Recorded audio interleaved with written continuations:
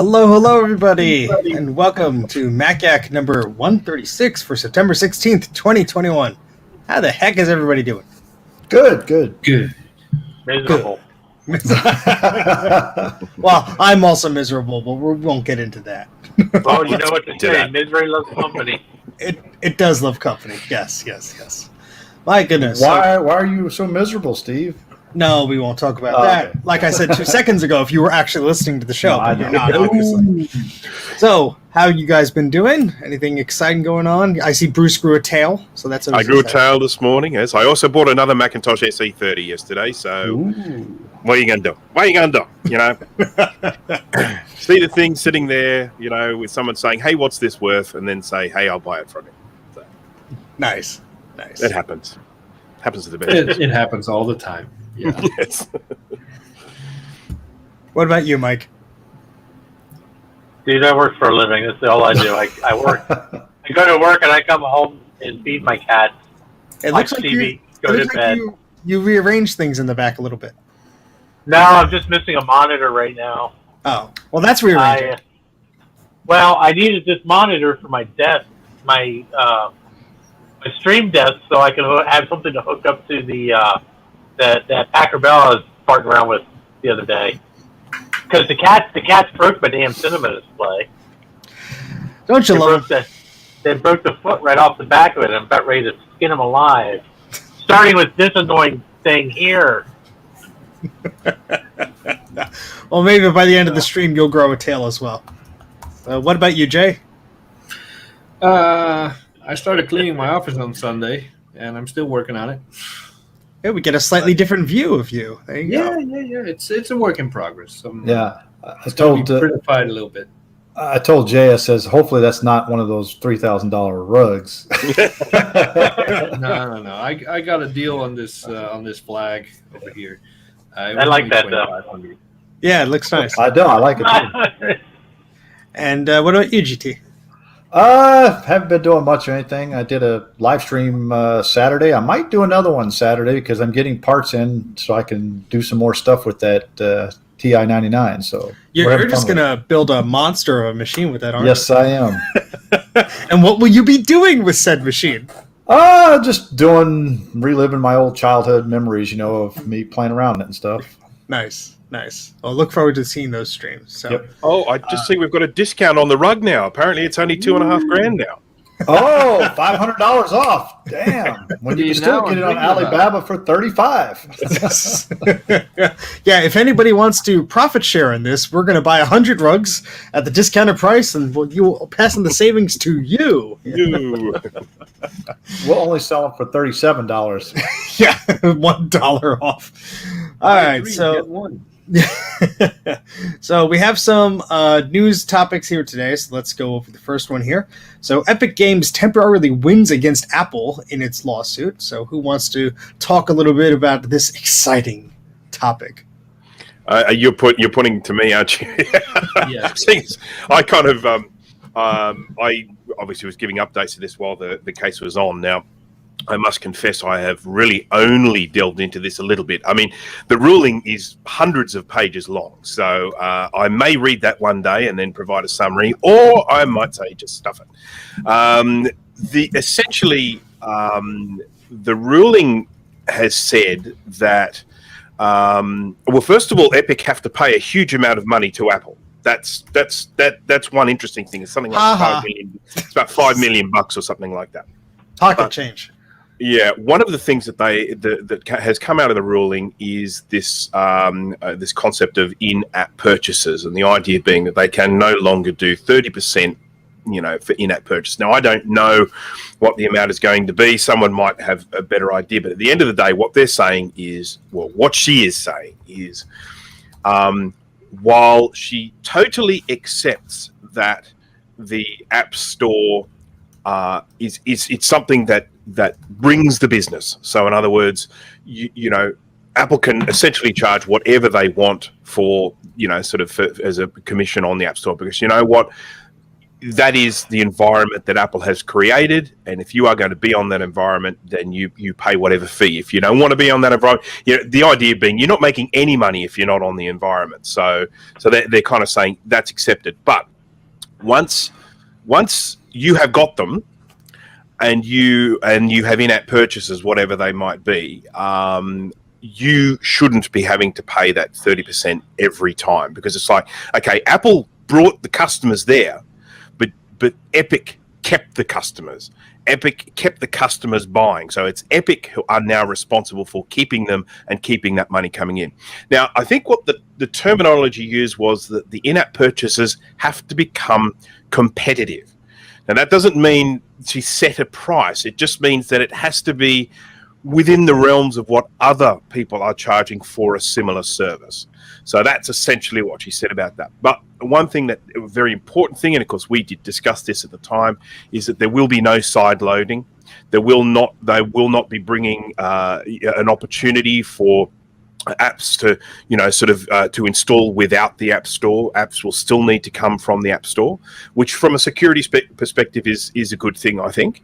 But yeah, that's basically the ruling, is that they will need to be more competitive with their in-app purchase price.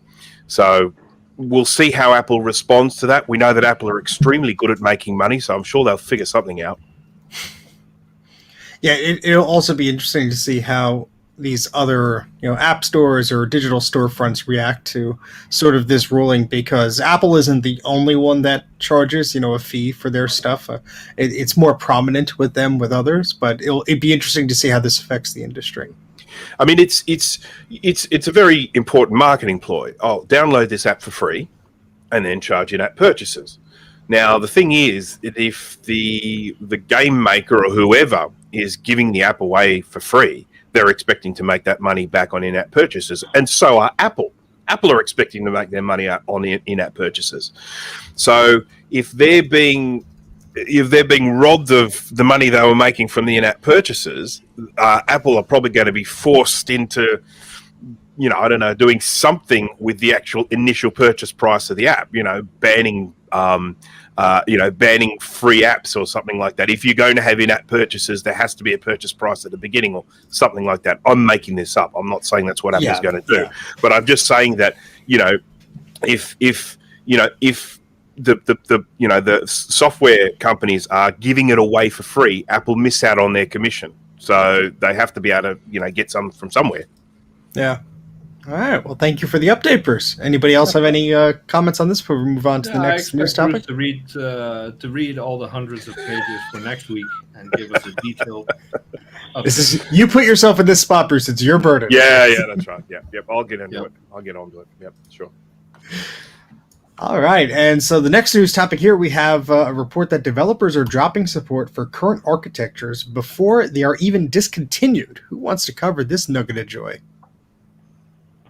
Okay. Jay? I didn't type it in there. I didn't type it either. Who put that in? I didn't know.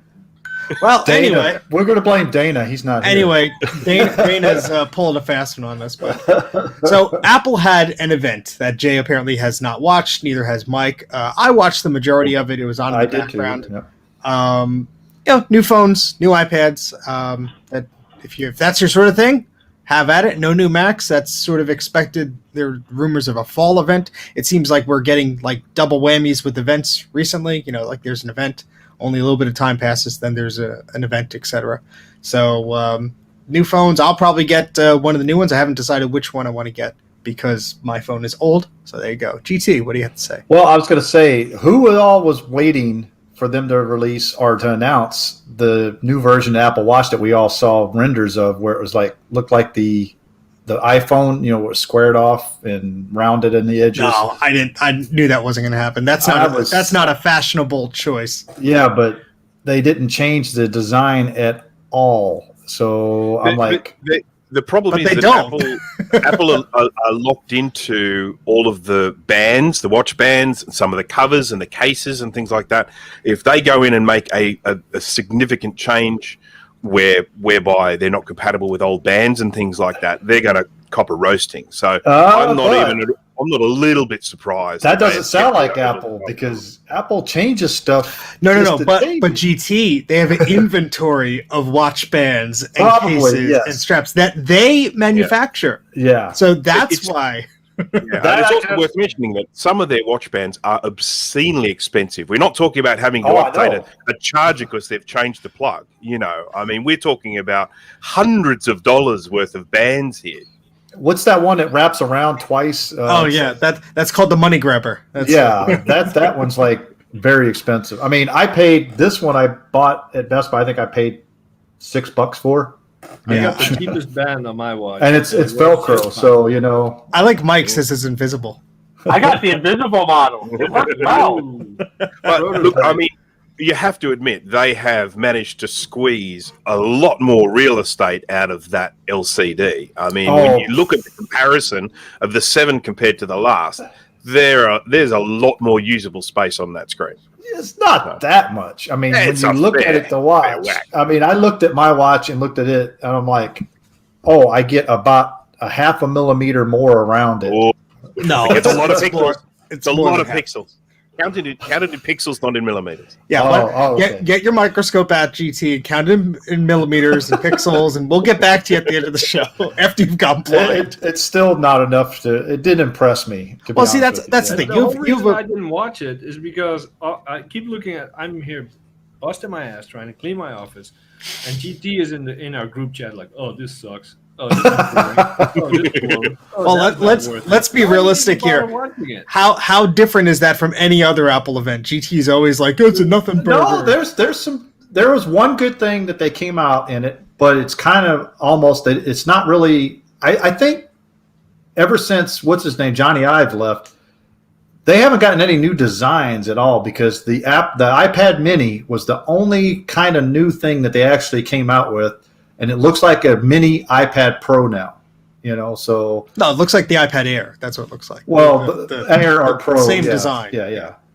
But I mean, they're not going to redesign the low-cost iPad. That would make no sense because they're probably using the same exact darn case. They're just putting a different logic board in there. But like I was talking to Mike before the show tonight, why are they still using the first gen Apple Pencil? That thing is a I'll tell you monstrosity. exactly why. They You know got why? a warehouse full of them. That and it's cheaper technology to build into the display. That's exactly why it's there on the 9th generation low-end iPad only. That's the only one that is compatible with. And the Mini and the Pro and the Air and all that stuff uses the 2nd gen. But yeah, they probably have a boatload of them, and it's probably cheaper display technology for them to build into that $299 at educator price iPad. So, I mean, and is that going to be a deal breaker for these students or whoever that's buying the low end one? I don't think so. Yeah. Well, actually, I got a question. Did you look because I didn't see the specs of the iPad Mini? Did they put a USB-C port on it, or was iPad Mini is like the iPad Air now? It has Okay. USB-C. The only iPad that has Lightning is the 9th generation low end model. That's the only one that still has a Lightning port. Yeah. So it's a refresh. I was hoping they would do an Air, but it looks like we'll have to wait to maybe the spring or so. Yeah. Not that there's anything wrong with the current Air out there now, but I've been waiting to get an iPad and stuff like that, so I will keep waiting. How about that? But I'll get a new phone, and that'll keep me for a while. Are you going to get the 1 terabyte phone? No, well, GT, if you're donating it to the channel, I thank you so much for it. No. I asked if you were getting it. I didn't say we were. All right, so that's our update for the Apple event. If you haven't watched it, go watch it. We sort of gave you little bits and pieces here. We actually said the whole thing. That's Yeah, well, pretty much, yeah. So Mike and Jay have giveaways going on in their channels. So Jay, you want to tell us about your giveaway, and then we'll talk about Mike's giveaway? Yes, I'm working up to 1,000 subs, and once I get there, I am giving away a Mint 2009 MacBook Pro. If you want to see some glamour shots of it and see the specs, head on over to my channel after the show and check out the video. And if you want this Mint MacBook Pro, make sure you subscribe and comment as well. Nice. All right. And Mike, you want to tell us about your giveaway on your channel? That Mint MacBook Pro looks like it just came out of an e-waste dumpster. It is mint, sir.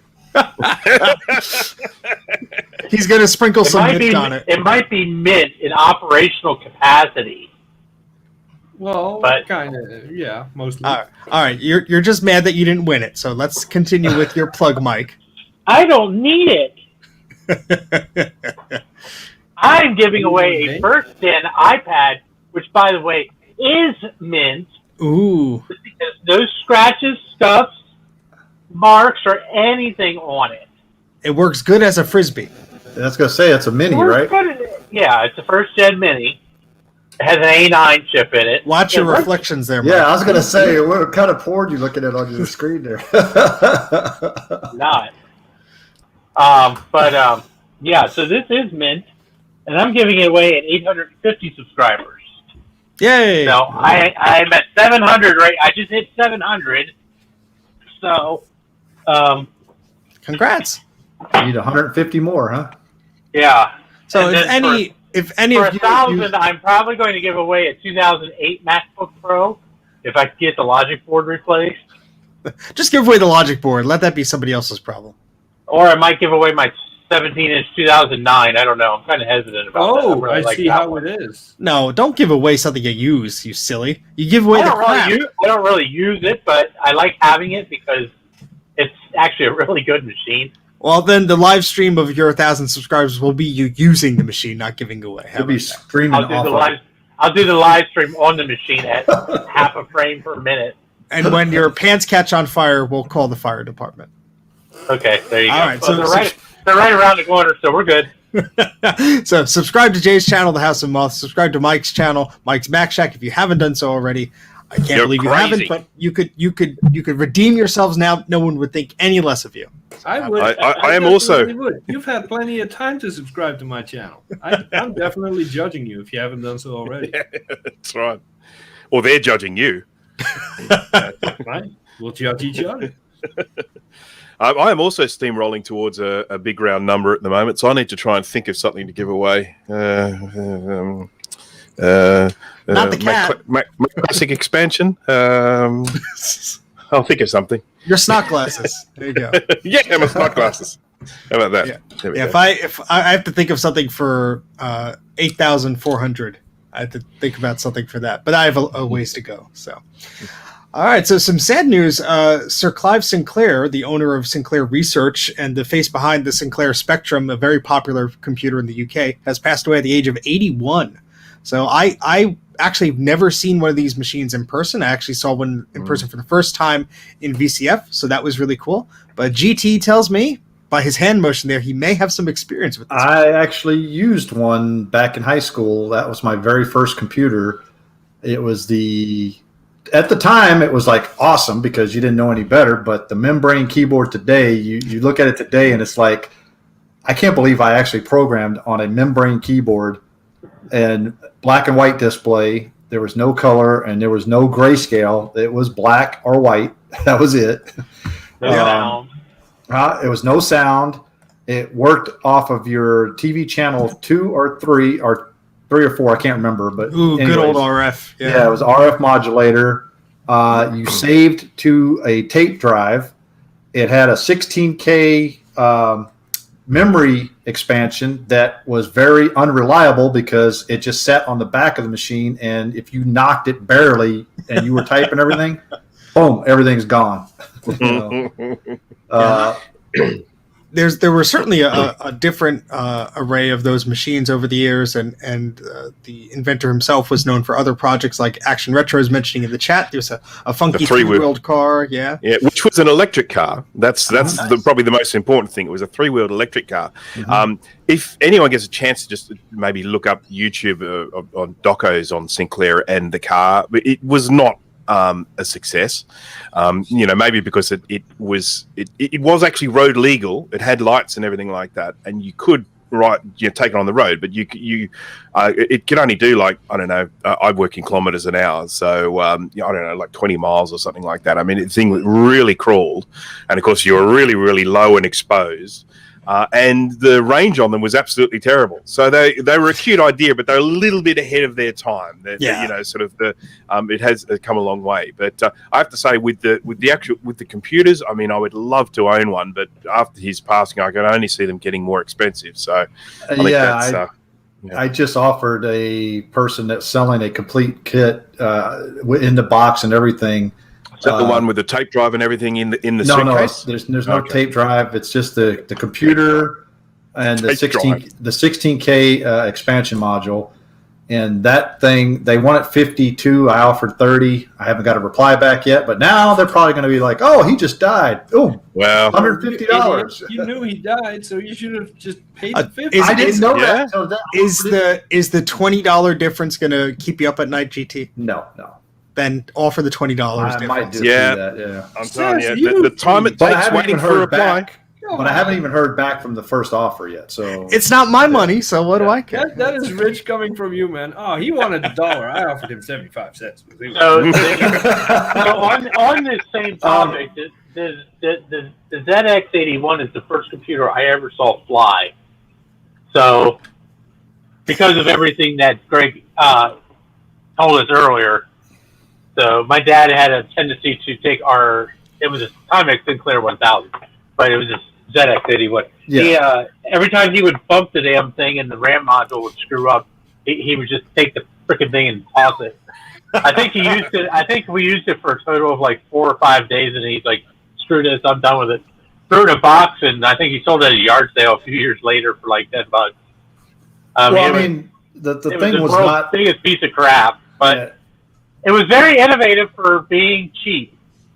That's what he was going for. And to some extent, that's the whole thing with the membrane keyboard. I mean, so the very first computer I owned also had a membrane keyboard. And yes, we can look at them now and laugh at how silly they were, but it was part of what allowed these things to come into our homes. This is what made these things cheap enough for us to actually be able to own them in our homes rather than only being owned by businesses. Yeah. So, that was the trade-off. Now, one thing that a lot of people might want to watch too is go watch the movie Micromen if you want to learn about Clive Sinclair and Acorn Computers. Because that kind of ties in, because Acorn Computers actually came out with the first ARM chip, because that stands for Acorn Risk Machine. Machine, yeah. And now Mike has a tail growing out of him. So basically that was what kicked it off, and so that kind of relates to our Macs today because we got the M1 chip. So Yep. But go watch that movie Micromen. It's a pretty good movie, and I don't know how accurate it is, but it's pretty well made. So. All right, cool. So definitely check out the collection of machines that were spawned by Sir Clive Sinclair and all of the interesting inventions that they also created. Mm-hmm. So speaking of the Sinclair, I actually saw one in person this past weekend at the VCF Midwest event. So that was the Vintage Computer Festival Midwest 2021. And I was not really planning on going, but I kept getting prodded and asked and questioned by Ken and some other folks that were going. So I said, okay, what the heck? I'll make the trek out there. A big thank you to every single person that I met there, whether it was people I knew from Twitter and social media and stuff, people that watch our show were there, and fans who like my channel and came up, and it was a very weird experience, signing things or giving little buttons away. I almost ran out of buttons. So what I did was I put together a little snippet of a video. I'm going to try and get a full video out this weekend. It's just been a heck of a week. But here's a little 3-minute video about VCF. It's mostly just music-based. You might have to adjust your headphones. But it shows some of the sights and sounds that I saw and sort of sums up the trip in a quick way. So this is a MacYak exclusive. This exact video will not be on my channel. I'll use different edits and stuff like that. So without any further ado, here we go.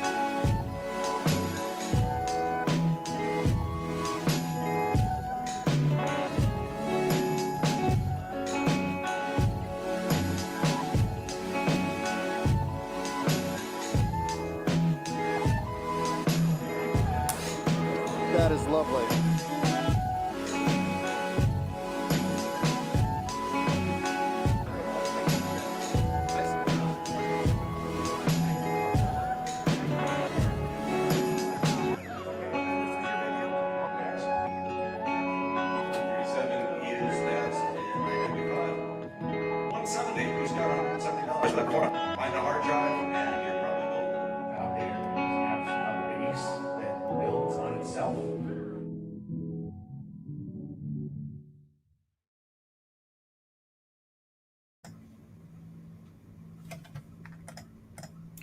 Yay! So that was it. There was a bunch of stuff, as you saw, to see. 2 ballrooms full, hallways full of stuff, and a lot of stuff wasn't just things on sale. It was things on display. People were bringing their own machines to show demos. They wanted you to interact with them. It was so cool that there was an original Apple One there, which was neat. What are you doing, GT? I was trying to go back to that. No, I didn't smuggle the Apple One out of there. There was just a lot of cool stuff that was there. Ron from Ron's Computer Videos did an awesome walkthrough of the event while it was going on. So I shot a lot of photos that evening and some stuff. So go check out his channel for that. And then I'll be posting a video sometime this weekend. But it was really, really overwhelming because there was just so much cool stuff. It was the entire weekend with the setup day on Friday. And some of the cool stuff like that Lisa sold before the setup day was over. So it was just sellers talking to each other and buying stuff up. But there was a lot of cool stuff there. As you could see, it wasn't just PC stuff, but there was some Apple stuff there too, which was neat. And Jay. You're going to the next VCF as well, right? Yeah, I don't know if it's going to be as big as an event. It's the one in New Jersey. So this one was in Illinois, in the Midwest. I heard it's not as big. I've never been to the proper event. I've been to their flea market event, but I'll be sharing photos, and Mike's going to make it out there too. Are you going to set up there, or are you going to visit? Yeah, so I have a booth that I'm actually sitting with Sean of Action Retro. So we each have our own tables, and that'll be fun because he's going to have his own multi-user dungeon mud thing set up there. And GT, your phone's making interference again, so I muted you. And it's just going to be a big event like this. I don't know how big it's going to be, but there's going to be all sorts of things, whether it's an auction or yard sales type stuff, but a lot of things on display too. And how old is this event? I believe this goes back to the early or mid 2000s. It's not as long lasting as the origin isn't as long as the original Trenton Computer Festival I used to go to in New Jersey. I think it's an amalgamation of, there used to be, I think it's EEC, I can't remember the name of it. I have a shirt that says it on the back, but this isn't the shirt. This is the other one. But if you go to just do a web search for VCF Midwest, you'll find the URL. They have a bit of a history of the exact creation of the event and how it got combined. And although it's has the same initials as the Vintage Computer Federation, which has a website which has a lot of these events and stuff, it actually is its own type of event. It just happens to have the sort of same initials, but it's under that umbrella, kind of. Same deal. They thought they cooked this up in the early 2000s because everything I saw in the video, except for the Quicksilver, was at that time vintage. I didn't see any PowerPCs, G5s, or even early Intels. That's also vintage. They did have a lot of PowerPCs. They did have a lot of Intel stuff. I just didn't happen to select the clips there. But Bruce, do we get any sort of teaser about what you might have come away with? Okay, yes. I did pick up some things that I could not transport on the aeroplane, so that gives you a bit of a hint. And I picked up a graphics card, a Voodoo graphics card that I did not have, and it's not a Voodoo 1, it's not a Voodoo 2. It was really neat to find it, so I'm gonna share that in the video that I did. For the mezzanine iMac? No, I have that already, so it wasn't that. This is a PCI model, so it's not an AGP one, but it's pretty neat anyway. So I'll be sharing what I picked up. We did do a little bit of a roundtable. Some of myself and the YouTubers, including some of the people I mentioned earlier, some of the people you saw in that video. That's on YouTube. I'll put a link in the chat there. We did sort of a roundtable reminiscing of the show and some of the things that we picked up. So cool. Yeah, so it was a lot of fun. Can't wait to go back next year. But I just want to plant that seed in everybody's mind. How much did you spend, Steve? It if I think about the airline and the hotel, I get depressed, so I'm not going to answer that question. I will say I probably spent as much as the hotel and the flight combined in goodies and stuff like that. But no, it wasn't. It wasn't. But you still have to make another. I didn't stay at the expensive hotel where the event was connected to. That would have been a wise decision. I stayed at the hotel that was like 15 minutes away. That was very cheap for reasons which I couldn't sleep at one night because there were people partying outside. Everyone, keep that in mind when you're throwing super chats at Steve in his next live stream. He's got a trip to pay for. No. I was going to say, because he's got to make another trip out there in airline points. There you go. To pick up most of that stuff, right? Yes, I think Ron is currently holding one of my items with a newspaper and a blindfold over its eyes, saying, "Please pick me up." So we'll see how long that lasts before he gets agitated with holding onto my crap. Give it 2 weeks. Spend about one polka dotted iBook, huh? Yeah, no polka dotted iBooks. No, Sean. No. No, he said you spent about one polka dotted. Yeah, and it's not anywhere near that. No, thank you. Okay. That's how much money do you guys think I have? I have a 2017 iPhone for a reason because I can't afford a new one. So, all right. So I did my little video there. That's what I wanted to talk about. And so I think we're on to Bruce. Do you want to share some information of how to become a famous YouTuber and get all the internet money? No. All right, moving on. Moving right along. No, I just sort of very, very quickly. I mean, so we're done with the Apple event. We're not going to focus on any of the specifics of that. We're all done with that. We're good.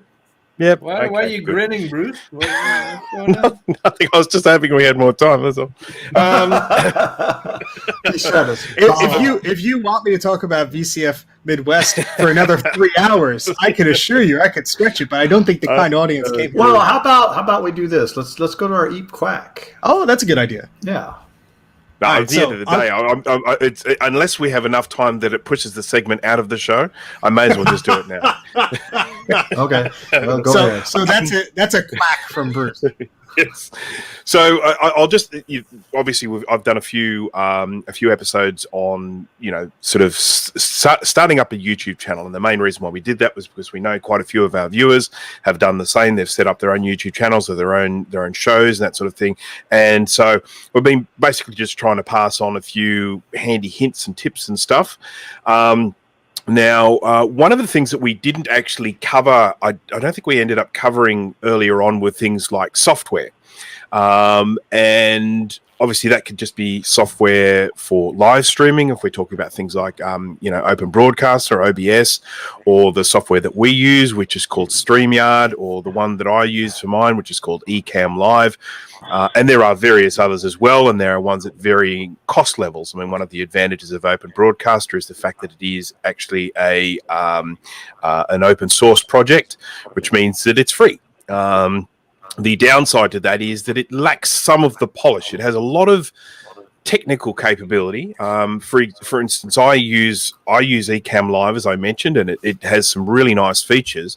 But one of the things that it doesn't have is any sort of audio filters or anything like that. So if you want to apply something like a compressor audio filter or a limiter or something like that, you can't do that within the software. Whereas OBS, you've got quite an extensive range of filters and stuff that you can put on, in terms of, adjusting your picture and adjusting your audio. So OBS is a very good choice for live streaming. But it is a little bit, there's a bit of a learning curve. I mean, just to give you guys an idea, one of the things that we always did on this show is we always rocked up half an hour early before we started so that GT could get us all set up on the background. It just became part of the normal routine. We would all have to be there on time so that GT could actually get us all positioned onto the window. Now, since we've started using StreamYard, we can virtually just rock up here a minute before we broadcast because it's just so simple. We just all just log in, and then things like the arrangement that we're looking at on the page here, there are just automated controls to this. This is software. And Go ahead. to make that point right there, Steve joined about 2 minutes before we started the promo or the intro video. I was If Steve has exporting your any- video. If Steve has anything important to say, we can just do this. And hey, Steve, how's it going? And then back to that. So, it just gives us, a lot of control, nice and easy. So this is what I would consider to be the choice if you're doing something with multiple hosts or guests and the sort of thing that we do here. It's really, really easy to do a talking style show using this software. Now, when I went to go use this software, I tried it out for my own live streams. Well, when I live stream, I've got the front on view of me. I've got the top down view. I've got my microscope view.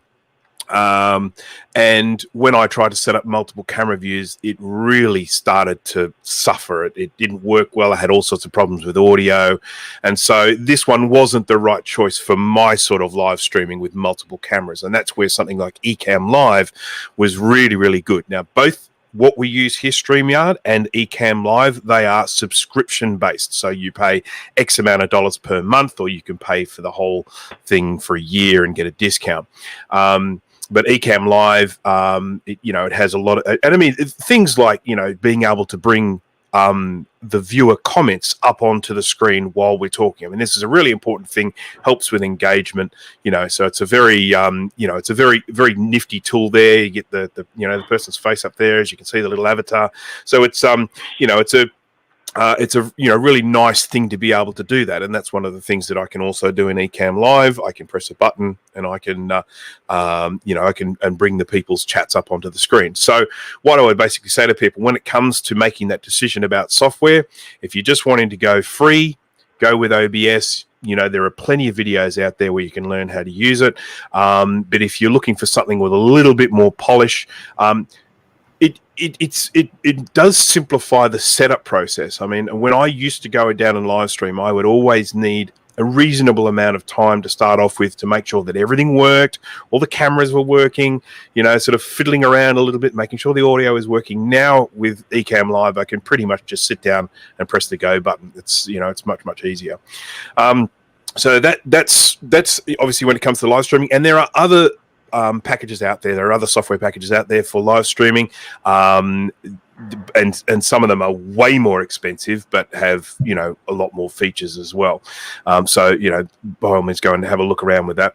The other thing I wanted to talk about is software designed for assisting in the actual growing of your channel, setting up your video the correct way. There's one that Jay uses, which I'll get onto in a minute. But there's one that I use called vidIQ, and it installs as a plugin in Chrome. And once it's done that, it kind of just takes over your YouTube page in Chrome. So if you don't want that, that might that might turn some people off. But once you've installed it in Chrome, when you visit YouTube, it changes the way the page looks. It gives you a lot more information. And so when you're looking at your own videos, it'll go in and give you a score based on whether you have fulfilled the sorts of things to make that sort of the show or whatever, make it most likely to be seen, to be found in searches, all that sort of stuff. And the sorts of things that it's going to tell you about are making sure that your descriptions are accurate, making sure that your titles having good information in them, your descriptions having good information in them. They recommend very lengthy descriptions. Things like tags. Tags are another thing that people often forget because it's in the advanced options. When you look at your page, you click the advanced options and that comes the stuff about tags. And tags, again, are kind of search terms that you can use for your videos. And one of the really nice things about vidIQ is you can it will show you the tags of other videos. And so let's just say, for example, you want to do a video on, I don't know, someone give me a topic. Someone give me a topic for a video that you want laser to do. printers. Okay, you want to do a video on laser printers. One of the things you can do is you can go up to YouTube, you can type in laser printers, and you look at the results there. You can look at the ones that are getting the most views, the ones up the top. You can click on that video. You can then view their tags, see all the tags that they're using for their video. You can even go and copy those tags and paste it into your own video. Now, that is not recommended to do. It's not a good practice to just lift someone's exact tags and drop them onto yours, but it's a good starting point. You can go in and look at those and you think, you know what? I hadn't thought of putting that topic in there, or that topic, or that topic.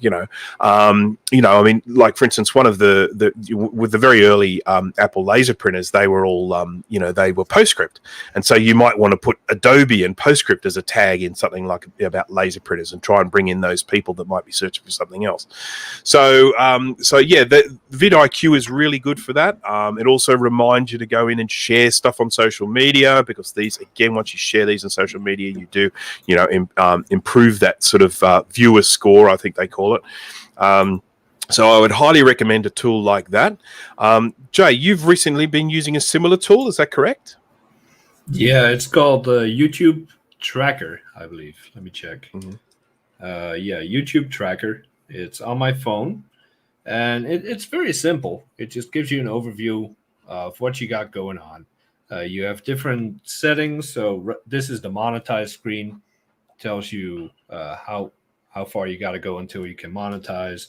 Then you got your channel where it lists your videos, and it gives you a rank. Like my last video is ranking really bad because I forgot to put any kind of tags in, and the description kind of sucked. So it tells you like, hey, to crank this score up, get to work, do your thing.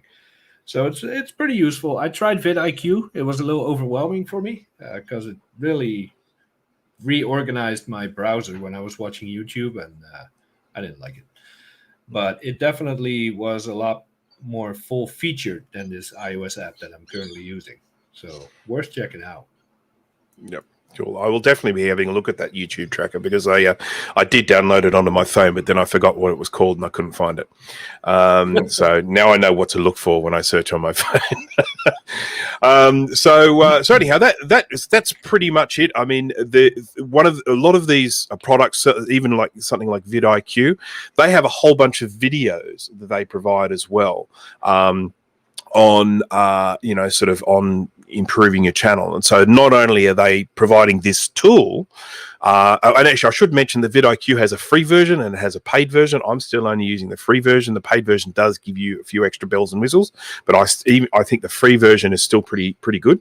But the vidIQ company, the people that make it, they also do a whole series of like tutorial videos and helpful videos on things you can do to improve the YouTube channel and all that sort of stuff. So worth keeping that in mind. And there are lots of videos on the subject as well.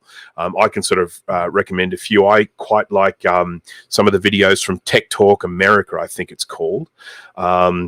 He goes through quite a lot of really good tips for producing good YouTube content, making it all look good, making sure that people are are viewing it, making sure you're using the right information. So I'll when I finish talking, I'll dig up a link and I'll pop that in the chat there as well. So I think that's probably it for me. Does anyone have anything that they would like to add? Oh, the TubeBuddy. There we go. We got one from Dan here. He's mentioned I use TubeBuddy. Now, I have not used TubeBuddy, but obviously there are other ones out there, and so by all means, check them out. That might be the one that for my I sake, downloaded. can you say TubeBuddy one more time? Who, me? Yeah. Sounds really TubeBuddy. cool with your accent. Yeah. TubeBuddy. TubeBuddy. So I did download TubeBuddy, and it seemed to, I don't know if it was just my connection, but it seemed to have some interesting insights, but it also is one of those things where it asks you to like access your Google account associated with your YouTube account. So if you're not comfortable with that, you don't want to use a tool like this. It did seem to pop up some interesting things that were like, oh, okay, that's good to know. And then sometimes I drill into an analytic and it'd just be like, no data. So I don't know what it was called, but. Yeah, I should mention the vidIQ is the same. Once you install that, it wants to take over your sort of your Google account. Most of these do. That's how they work. So sort of seamlessly, they're obviously using the API or whatever, and so they get it right in there. Well, even Streamlabs has to use link into StreamYard. MacX or StreamYard. What did I say? Streamlabs. I'm thinking of a different one. Yeah, They're paying us and they're ruining it. Anyways, but they have to tag into our YouTube account too, so we actually have to provide the information for them to actually do that. And obviously, with any of these tools, you want to look up the company, make sure they're legitimate, look up reviews, etc., before you give them access to your account. Yes, because you might not get it back. And what I would suggest, obviously, if you're using one of these services, make sure you have two-factor authentication turned on, just in case something does happen that's nefarious. You have an easier time getting your account back. Well, I will also add on to what Bruce was saying about these awesome tools like StreamYard, etc. Is those are paid, obviously, but if you want to try out something for free, OBS is a good way to start. I personally still use it for my live streams. I probably won't use it forever because as you grow, you have different needs, etc. Bruce is pretty happy with his solution that gives him multiple cameras. So never hurts to just check out what there is. For the Mac, there's a bit more limited pieces of software out there. Windows, I know there's tons others. Thankfully, OBS is cross-platform, although I know that some of the cooler features sometimes are a bit more stable or a bit more well thought out on the Windows side, and sometimes they just don't work as you expect on the Mac side, or you have to go and enable something else. That's just been my finding. Doesn't necessarily mean it's true. Maybe I'm just an idiot, but there you go. Well, one of the big problems, and I'm going to say this too, is with OBS on the Mac side, is trying to capture desktop audio is impossible unless you use a third-party app or plugin. Soundflower. Yes. Yeah. I will suggest if you don't mind using Windows, there is a great piece of software if you have an NVIDIA card. I think it's their GeForce, whatever the heck it is. It's basically this HUD on supported NVIDIA video cards, and what it will allow you to do is stream your desktop with audio, without a problem. So I had to do something where I had to stream something on my desktop. It was just using a web-based app, and I had to show a process of something. I had to narrate it, but I also had to have the audio come through in the system. So what I did was I set up that and was using that instead of using Soundflower and all these audio pass-through cables or whatever on my Mac. So. Well, just to let you know that AMD has the same thing on their video cards, because I have it on my AMD Radeon on my Windows machine. On the Windows machine, no, not the Mac. You can actually press a key combination and start streaming straight from your video card to wherever you want it to go. Are we holding hands now? Are we praying? No. Well, Bruce was holding his hand up, but all you could see was his thumb like this. I just wanted to add two things. First of all, I did put a link in the chat for Tech Talk America. He's a Mac guy, by the way, so most of his videos are focused around using the Mac and Mac software, but he also does YouTube tips. It's a really good channel. Nice. It's good quality content. I'd recommend going in there and having a look. I mean, he does Final Cut Pro tutorials and all sorts of stuff. So very, very handy stuff there. So 726,000 subscribers. My goodness, he knows what he's doing. And then the other thing I wanted to mention was something about Ecamm Live, the software that I use. May be of value to some people out there who, who are looking for a live streaming package. Number one, it automatically installs software that allows you to stream the Mac's internal audio, the audio of the Mac. It actually just does that as part of the installation. So we're talking about needing a third-party utility for that. It actually has that built in. So that's number one. The other thing it also has, which is really quite nifty, is when you run the Ecamm Live setup, you're obviously changing your views, and you've got your logo up in the corner, and you set it up with your little picture-in-picture and all that. You do all of that stuff, and obviously you export it to live stream. It does a couple of other things as well. First of all, it allows you to export what is coming out of Ecamm Live into sort of Skype or Zoom or something like that. So if you're Skyping or Zooming with people, you can actually go in and start flicking around different views of camera and stuff like that. So, which can be a handy thing. We sometimes have these little Skype chats between us Mac yackers, and it means that if I'm sitting there working and while we're chatting away, I can actually show them what I'm doing while I'm doing it. I can give them the microscope view and then sort of flick back to the face view, and that's a very handy little tool. Another thing worth mentioning that Ecamm Live does is it records every single live stream you do onto the local hard drive as you're doing it, and it records a transcript of the live chat. So at the end of every live stream I do, I have an MP4 file of the whole thing in 1080p, and I have a little .srt file of every single comment that came in the live chat and when it came in, the time that it came in. And that can sometimes be handy if you're just wanting to look up. Like I had someone say to me the other day, I did a live stream where I was working on a graphics card, and the person said, "Oh yeah, I watched the live stream. I said hello in the chat." And I'm like, did you? And so I went into the live chat. Sure, there he was. He said, "Hi, this is my card I'm working on," and I completely missed it. I didn't see it at all. So, but yeah, so that's just another couple of really useful things, with that software. Cool. Yeah, and something really cool about Ecamm, I gave Bruce a super chat like 2 months ago, and whatever view he pulls that up in, it remembers. So still 2 months later, he will activate his microscope camera, and my super chat is still there. I see Still like there. the most generous dude on the planet.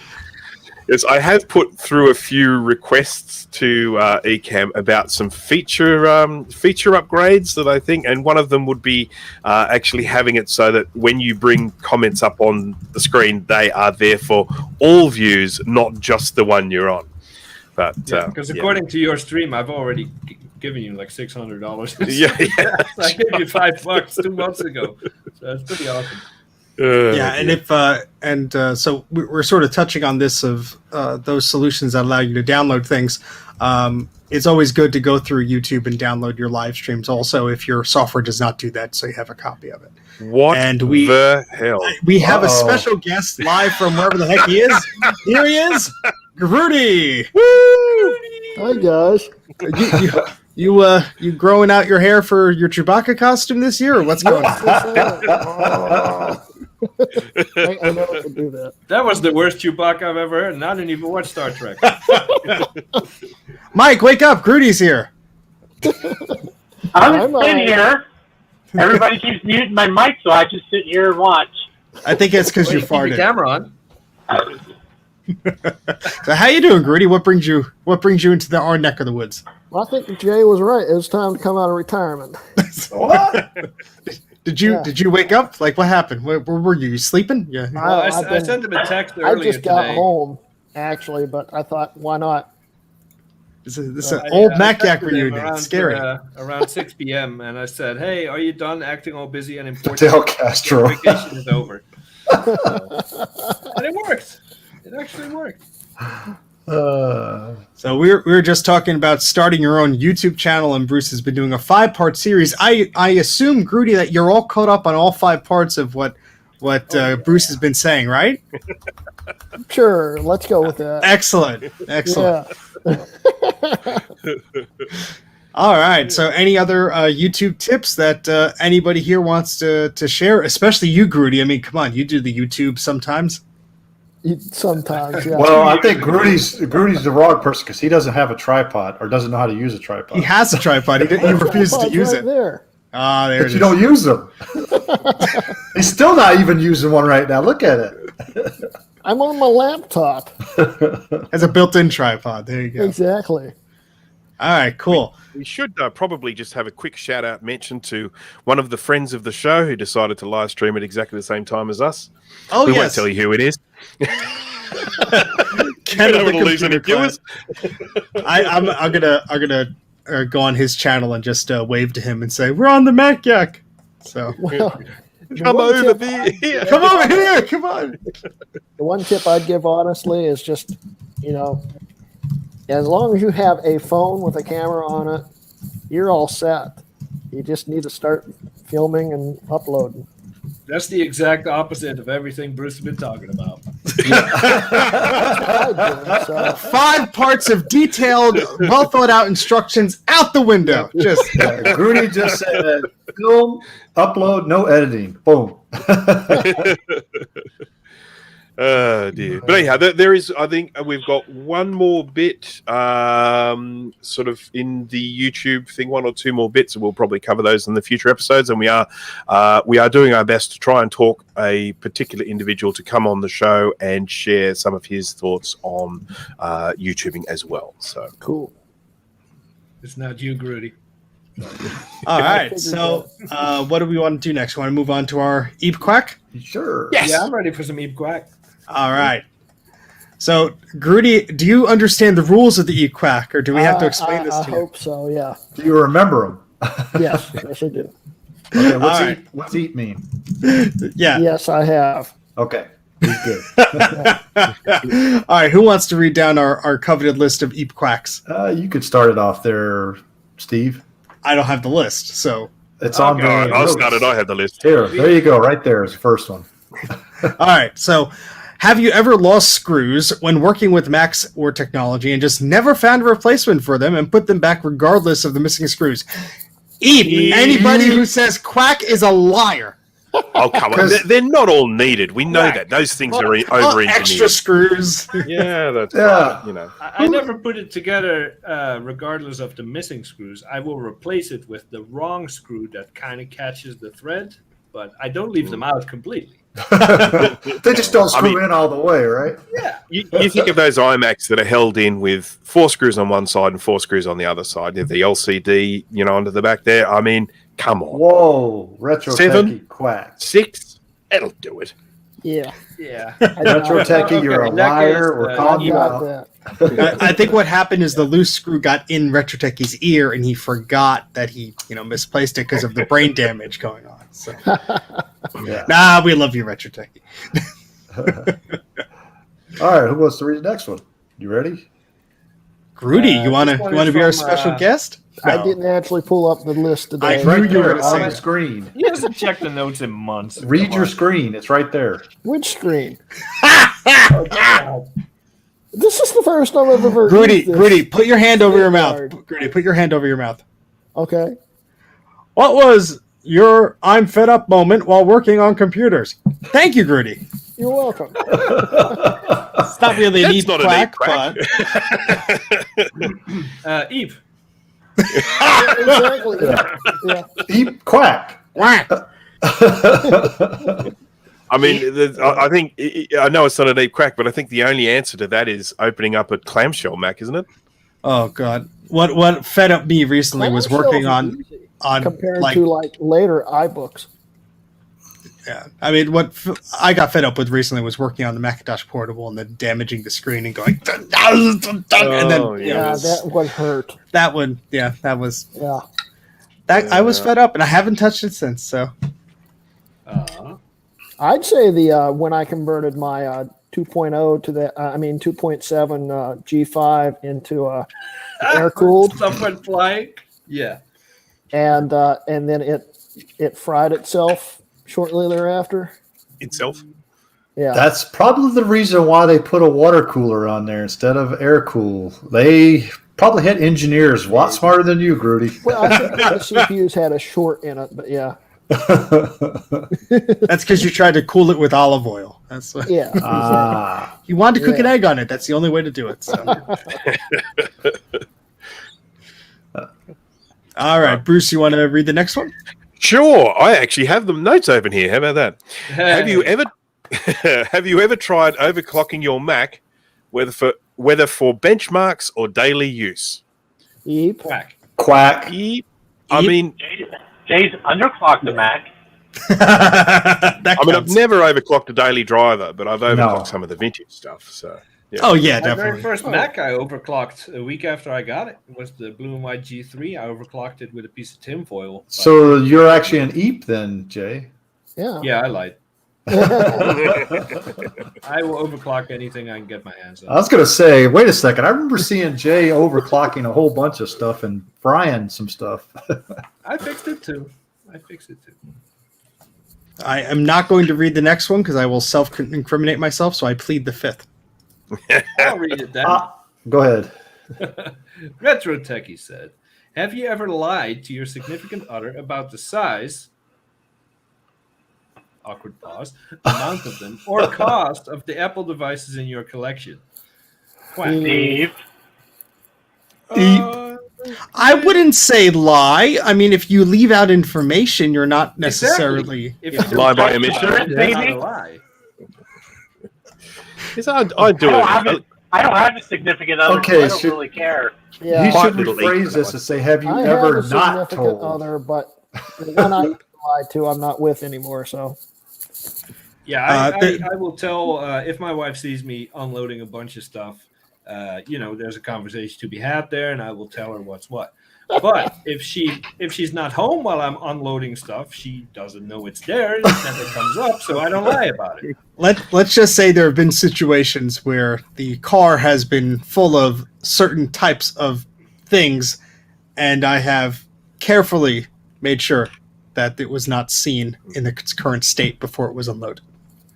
Yeah, like I when think- we came back from the. That's BTS exactly what I was thinking. So, Steve, He you're hoping, strategically parked the van so Allison wouldn't see it. you're hoping your wife will never ever see this episode, right? No, she's asleep. She doesn't care about this stuff. I think the biggest lie is the this one that I just bought. I'm going to be restoring and reselling it. No, she caught me on that. every day. Caught me on that. He said, "You always say you're going to sell it, and you never do." Because this completes my collection. I needed this one, And then Got it's two always extra, this one. but then they had 3 Extra revisions of this G4s. one. In 2009, I got a local deal on Craigslist. The dude in Miami was selling 2 Xserve G4s, one single CPU, one dual CPU, and my wife did not agree. But she let me do it anyway, and I still have them. That is, if we are in a discussion about me hoarding stuff, those 2 servers will always come up. She will hold that over my head forever. Well, now you have way more than just those 2. yeah. She doesn't go in the basement. It's dark and scary. It's dark and scary. Well, that's what Jay was talking about, unloading stuff while she's not there. And Wendy's watching every second of this. I have an impromptu eep quack. Have you ever brought something back from like a recent haul of Apple goodies or whatever the like, and you go to put it on your shelf and you realize, oh, I already had one of those. Eep. Eat, Yeah. eat. Yeah. I'm glad I'm not the only one. Steve wanted to hear it from us first before he said it. Misery loves company. There you go. All right, I think we have one more, right? Yes, we do. Who wants to read this one? I'll read this one since I'm. Nick from Apple's Anonymous on Discord said, after watching Bruce's live stream last week, have you ever put the wrong size screw in the wrong hole on any machine and pierced a hole or broken a plastic tab? Eep. Eep. I think I'm the gonna admit, plastic. I've done it. I think the plastic tab. I don't think I've broken an electronic have to component. crack that. I don't ever remember damaging something from the wrong screw. Quack. I fried a iPhone 5S putting the wrong screw. Oh, the ones that they tell you very specifically do not put the wrong. Yeah, but they all look about the Cut through same trace size. with the screw. Yep. Anyone that missed the live stream last week, it was basically I have someone. to catch up. Someone sent me a very, very expensive graphics card that they had accidentally damaged when they were installing it and screwed something in, and the screws went right through and into the card. I'm not big on graphics cards, but it's some sort of Reg Strix. You're really selling it, Bruce. Strict. 3090, something like that. RTX. It's an RTX RTX, 3090, which Yeah. basically is like unobtainium right now because Yeah. all the miners out there are snapping them up, or the resellers are snapping them up. From what I saw on eBay, that's a $3,000, $3,500 card on a good day. So, Yes. Yeah, so I can Ouch. understand why you wanted to repair it. It is on the way back to the owner. He is going to, I think, be testing it this weekend. I think he said he was going to try, assuming it has arrived down there. Mail's a little slow at the moment, but as soon as I find out one way or the other, I will make an update either on my socials or on the comments on that chat on that live stream. So Awesome. All right, so that's our Eep Quack. I guess we're moving on to this is our last topic here. So we have a significance of September 16th as related to Steve Jobs. Jay, I think you were talking about this in the chat with GT a little bit. Any of you guys want to take this on? Well, One of the things I said was that I would not be talking about this. I could talk about I don't it. know but- anything about this time period. It's, Well- September 16th, 1985 is when Steve Jobs left Apple. And September 16th, 1997 is when he became CEO again of Apple. Yes. ICEO. Okay. Well, and that's still 2 years before I first started with Mac. So I don't know anything about it. Technically, according to the Wikipedia page on Steve Jobs, he actually left Apple on September 17th of 1985. Maybe And came- 16th with his last day. right? Yeah, he came back to Apple in February of 97, but he became the interim CEO is what they called it. Yeah, the Interim ICEO. CEO. Yeah, interim CEO on September 16th of 1997. So he was in Apple. He just took him 8 months to scheme his way back into being, the CEO. So Yeah. What a mistake that was. I mean, Apple never recovered from Steve coming back. Definitely. yeah. Well, it certainly never recovered from him leaving the second time, even though that was not voluntarily. Yes, this is true. Yes. It's actually, I think, Yeah, I know that at the time, before the G3, it was a whole lot of beige and a whole lot of options, and they basically used to do the same thing that they're doing since Steve Jobs died, is be afraid to cancel a product line and just keep piling onto it. And that's all I really know. I didn't have money to buy Macs back then. I didn't really care about Macs back then. I didn't care about computers in general. So I don't really know much more about it. Yeah, I mean, It's probably- it was. Oh, sorry, Bruce. No, I was actually going to go back and just talk about him leaving to start off with. Is that, or does other want to talk about? No, go. So just very quickly, obviously setting the situation. I mean, Steve had obviously set up this business with the two Steves set up the business, and he wasn't confident about running a business like this himself as a CEO. He was very young. He was very new to this stuff. He just didn't know a lot about this, and so he hired. What's his name? Scully. He poached him across from Pepsi Cola, and then essentially, what ended up happening was Steve got all the shareholders offside. Scully rallied them all to him, and then they essentially voted him out. The interesting thing is that Scully has been interviewed about this later on, and has actually said that he does regret aspects of the decision. I mean, he doesn't regret. Some of the things that Steve were doing were very, very difficult for them because Steve simply refused to accept that things like the Macintosh weren't doing terribly well. He just sort of pretended like they were doing really well, but they weren't.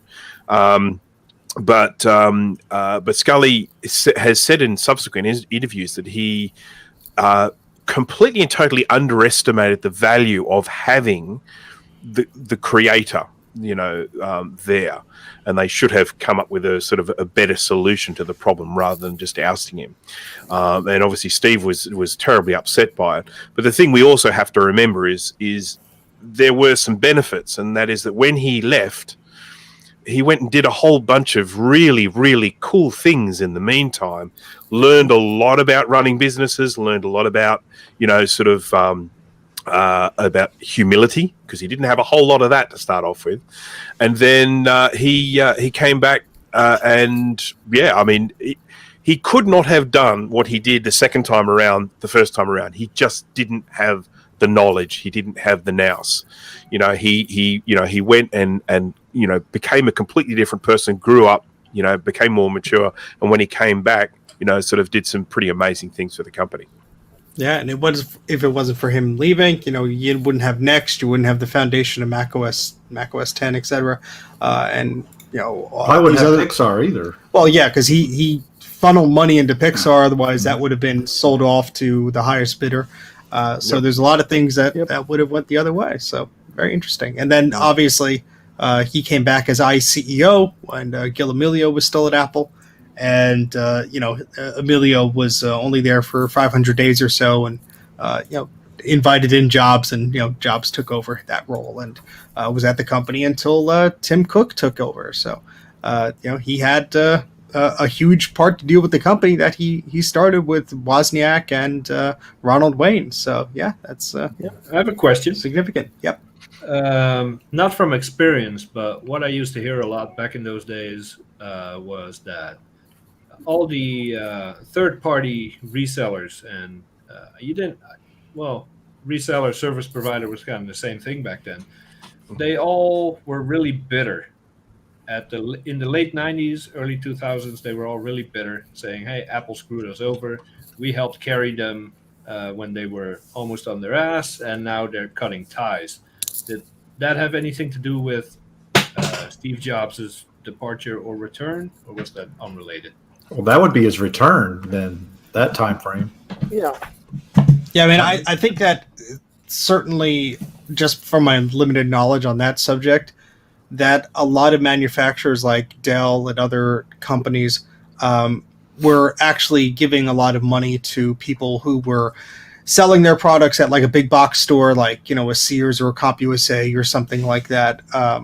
Maybe Apple wasn't as lucrative to those retailers, and you didn't see a lot of Apple stuff in stores. I think Sears was the only store that sold a mainstream store across the United States that sold Apple stuff outside of like a CompUSA store or whatever. You know, it was very rare. At least I remember growing up when I was a kid, not seeing a lot of Apple stuff. And so when you did, it was like, oh, there's a computer there, there's a mouse, there's a keyboard or whatever. But I'm sure a lot of those financial things that Apple would have been more lucrative to if they were a more healthier company was a sticking point, because I know a lot of resellers and other companies who, you know, helped Apple through these difficult periods were probably not too happy when, you know, they were probably seeing Apple get healthier again and be like, all right, now you got to pay us back, you know.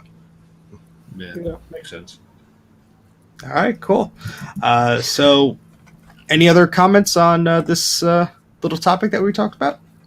No, like I said, it's a bit outside of my wheelhouse. But. All right, so we have 2 What Were They Smokings today. So do we want to Actually, I got 3, but 3? You know, All right, well, yeah. let's see. I didn't put the first one because it was too long. The link was too long. That's all right. All right, so take it away, Greg. You have one on your screen there. Yes, I'm going to go ahead and bring it up on here. So this is the first one. It's from one of our viewers. I forgot to get the name on. Reveal yourself in the chat. Yeah, it's from Discord. But yeah, Mike and I were talking about this from pre-show, and this is just for the actual computer. Not even there's no keyboard and no mouse. So, and he's wanting $5,000. Is there a photo of it on? Yes, it's a photo right there on the. I can't see. It's not turned on. Not turned on. No. No. Yeah. As is, untested, no keyboard, no mouse. Looks like crap. Looks like it just came out of a landfill. Yeah. But Price to sell. But it's extremely rare. But here's the description of it, and I'll read this word for word. It goes, "The condition is used. Found this in my dad's attic. This is super rare to find today since it is from 1986. And today's technology compared to then today is much more advanced. I think we saw this is valued very high." The weird phrasing of this. Either I saw it or we talked about this on a show at one point, because it's just so weird that language that he's using there. Yeah. Well, that sounds like this model today. But there's no polka dots in this one. Thankfully, no. But I look. What I just hijacked this very, very quickly. Just while I think of it, we've talked about this before. There's someone on Facebook that has a Macintosh SE that looks like the front of it was burned with like a cigarette or something like that. Yeah. Apparently, that seller is, sort of scam city, off his brain, something like that. One person tried to actually buy it from him, and he said he just got weird, nonsensical answers from the guy, and he thinks he's on drugs or something. Another person actually went and paid for it, and then just the guy cut off connection and everything. So if you see that ad come up on Facebook for that Macintosh SE that's melted at the front, run the other way. Yes. Report the individual to the group. Yeah, report the individual. Report him as a scammer. Yeah. Yep. All right. So what do we think this guy was smoking? Whatever the melted stuff from the other computer. Well, I'm thinking he's smoking all that dust that's on there. He smoked the mouse and keyboard.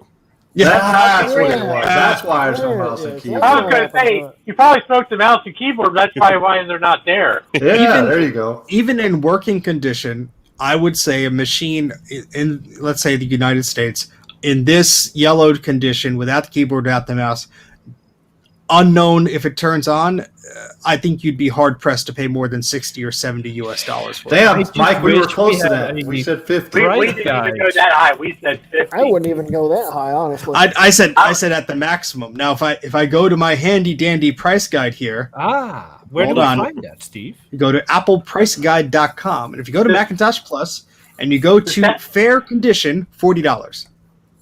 yeah, This That is thing not even is- sounds fair. about right. The keyboard and the mouse on the Plus are actually worth more than the damn computer. Oh yeah, I'm sorry. I meant like if it turns on, but you couldn't see it. But yeah, no. If it's like this, you can't even see the screen. Yeah, $45. I mean, it's a parts machine. That's Well, I mean, he I wants to mean, pay $50 for shipping too. So oh yeah, no, thank you. One of the things that we always talk about is the fact that all of these computers run off the standard 3-pin plug same plug that you use for your kettle and your white goods in your home.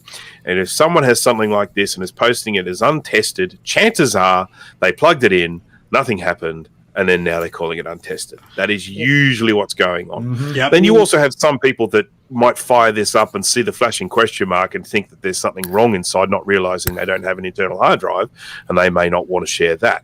Yeah. Yep. All right. So what's the next one you got? All right, next one we have is a lot of 2 empty boxes. This is actually a Facebook ad that I found in my area here. Okay, he originally wanted $20 for it, so it actually went down to 18 now. Oh, So- savings. What Savings. a deal! What a So- deal! Empty boxes for the original Apple Magic Mouse. So- I'll make anybody a deal. I'll sell my empty box for 15. How about that? I got a few for 12. I got something for 10. I'll cut you down even more. Cut you a deal. So I'm thinking this guy was smoking the mice in it, or actually the manuals, because the manuals are not included. What I'm wondering about is how does a post about 2 empty boxes have 8 photos attached to it? Can we see them? Yes. Yeah, I mean, sometimes if you're trying to look at a machine and you want to see all the specs and the ports and the shape and the texture of the plastic and all this stuff, there's one blurry photo. This guy did his diligence with this Oh, box. yeah. Like it's Yeah. Individual boxes as well? Front? Yeah, he did each individual box. He even did the inside. See? Oh, And they wow. come with the instructions. I mean, I'm sorry, but any IT department around the world who gets like the iMac or the Mac Pro with these boxes, they just end up in the trash anyway. Yeah. You could pick them out of the trash for free. That's probably where this guy got him. So Yeah. but I think he smoked the manuals there. He rolled them up and smoked them. And But he look says at the this. box It has says- wireless, yes. It and has includes Bluetooth, wireless and yes. Bluetooth. Yeah. So fraudulent Pretty listing. There you high-tech go. boxes. Yeah. All right, Hey, the next Bluetooth- one. Bluetooth boxes are pretty neat. Yeah. Well, Bluetooth boxers will be handy. the next one I have is kind of similar to this one because it's an iMac 2021 blue, just the box only.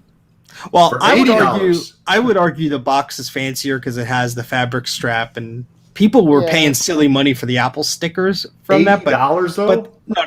But it's a piece of cardboard at the end of the day. Yeah. Mm. Again, somebody probably got it from their office or they bought one and don't want the box anymore. Which Yeah. honestly, I keep the box just in case the thing dies or I have to take it to the Apple store, so. Or even if you want to sell it, because be honest with you, having the box actually adds a little bit more to the Oh, value. of course, yeah. So So I think this guy was smoking pretty much those mouse boxes, before. So whatever's clothes are on the floor of that photo, I Yeah. think that's what he was smoking. The cloth handle. yeah, cloth handle. cloth handle. There we go. All right, Oh, but that's boy. my contributions to tonight's. What were they smoking? So Here, I got one here. Hang on. All right. We're hanging. Mike has a late entry. I'm trying. Give me a second here. We'll give you 1 second. 1 measly second. I'm not real familiar with doing the whole screen Well, sharing. well, We got We'll you. wait. You ready? Okay. All right. Maybe. Oh, look Hang at on. that. Look. Whoops. There we go. There. Oh. Okay. Whoa, what happened? So here's some idiot selling a PC for $225, a 2 gigahertz Core I know i5. this idiot. I know. So if anyone wants to buy Mike's Lenovo all-in-one computer for the low price of $225, there you go. Excuse me, are you using Maciac to hawk your PC crap? Yes. Under the what were they smoking? I man? did That way. It looks Yeah, that way. what was I smoking thinking of buying a fucking computer and a PC in the first place? That you already have. That's He's going to buy it from himself, ladies and gentlemen. All right. Well, that was what were they smoking? We don't know what that Mike's. That was just my hilarious contribution. We don't know what Mike's smoking, and we don't want to know. Yeah. But there you go. So, any exciting thing going on with you gentlemen this weekend? Let's start off with Bruce. I'll be doing something. I'll live stream something. I've got so many things here that need doing. I may as well live stream some of them. So it'll either be tomorrow or the day after. So All right, and our very You're doing a special. live stream after Maciac too, right? I wish. I've got so much work to do. And our very special guest, Grudy. What the heck have you been up to? And what are you doing? I've just been surviving, but honestly, except for next week because I have my meeting, I probably won't be here. I'm planning on coming back. Actually, I'll be here. Woo! Well, we'll let you know if you're allowed. And Yeah. So, and I got some projects. I just haven't filmed anything lately. So nice to have you back, Grudy. It sounds like you never left. exactly. How's the studio coming along? It's still in pieces. I'm gonna have a different studio before you do. In fact, I do. Yeah, how about I'm that? gonna go out on a limb here and say that Grudy hasn't done a thing to his studio since the last time he was on Maciac. Am I right? And look at that, Joe's doing a stream tomorrow. Okay, I will definitely make sure that I don't cross the streams. Don't Yes. cross the streams. Yeah, I think if you cross the streams with Joe, you just have to invite him onto the show. That's what I had to do. All right, GT, So- what are you up to this weekend? Might do another stream. Depends on if I get the last piece to the puzzle and do another stream on the TI-99 that I have. So I got the joystick adapter in, and I'm going to be getting the 32K memory module in supposedly Saturday. So we'll see if the USPS is correct or not. Okay. But if it does come in, I will probably do another live stream of me playing around with some of the ROMs that I have on this Final Grom cartridge that I have, and play some Parsec. I know Mike wants to see that. So, All right, and Mike, are you doing anything this weekend? Yes, I am going to stream on Sunday at 3 p.m. Eastern Standard Time. Ooh. We're going to do a PC-centric Mac stream. ooh. Cool. So, Jay, you might as well just go through off this weekend because I'm going to work on a PC, All right. and I might play some Doom. So, Jay, if you need a nap, just tune in at 3 o'clock. And, all right. So, Jay, what are you hanging out doing this weekend? I got a little bit more cleaning to do, and at some point when no one else is streaming, I will try to squeeze in a live stream myself about something. I don't know. Okay. All right. So this He weekend, amazingly he's finally cleaning his office. Amazingly. I know it's scary. Let's. Let's put it this way. Let's tell the audience this. Jay actually went and designed on a computer-aided design program where everything was going to fit in his office and showed us this in 3D. I did that too, and Yeah. then I just gave up. It was too much work. Because No, I always I do that could when I not do risk changes. that I'm starting to move stuff around, and then I'm a centimeter short and something doesn't fit. I have now 2 desks side by side, and I have 3 millimeters to spare. Nice. So I'm glad I measured it You all. can fit a cable through there. Yeah. All right. So as far as what I'm doing this weekend, I hope to get out the Nobody full cares. video about. Thanks, Mike. Love you too. I hope to get out a full video about VCF Midwest. So hopefully that'll come out whenever I finish editing it. And then I'll probably do a live stream when nobody else is, just showing off some of the goodies that I got maybe this weekend or the following Monday. But Dave for Vintage Apple Tech is here, so we have to end the stream. We are contractually obligated to do so. Yep. Please check out our Discord. We have a lovely chat going on in there, tons of chat rooms. Make sure that you join so you can participate in all the wackiness that goes on there. Anything else you guys want to add before one we thing end? we forgot to mention during the news and announcements was the Discord roles. Jay, you want to go over those real quick? Jay's like, no. Steve's outro? Come on. Well, I'll just say it because we're talking about it. We did change the Discord roles. There's text in the Discord chat that explains everything that we did. Yep. Address your complaints to j@mac-yak-cares-nobody.org. And there you go. I do have one thing though. Yes, sir. I might actually do a live stream right after the stream. So just You're competing with us and Ken of the Computer Clan. Good luck there, buddy. Justin. after the stream. That's so- all I'm gonna say. All I'm gonna say. And Justin. Justin, see, he's streaming tonight. So you'll get some people's cats watching you. Maybe we'll see. What time are you going live, Grudy? I'm going to try to go live by 10, but who knows? I may If not it's a do it. Q&A, I will riot. It's going to be kind of like a Q&A. Come on, man. There's going to be a lot of A and not a lot of Q. I think you've had so many Q&As, Grudy. I don't know if you understand the amount of numbers that your thumbnail will have to show now, but okay. Yeah. We'll see you there. So I think his numbers of Q&As is beyond our 136 right now. No, it hasn't.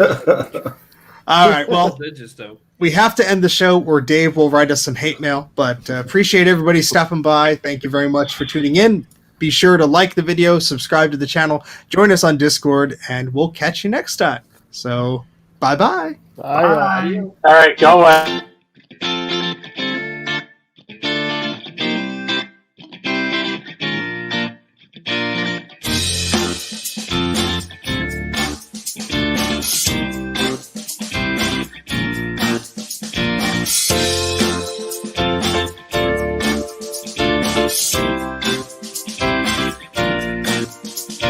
Yeah.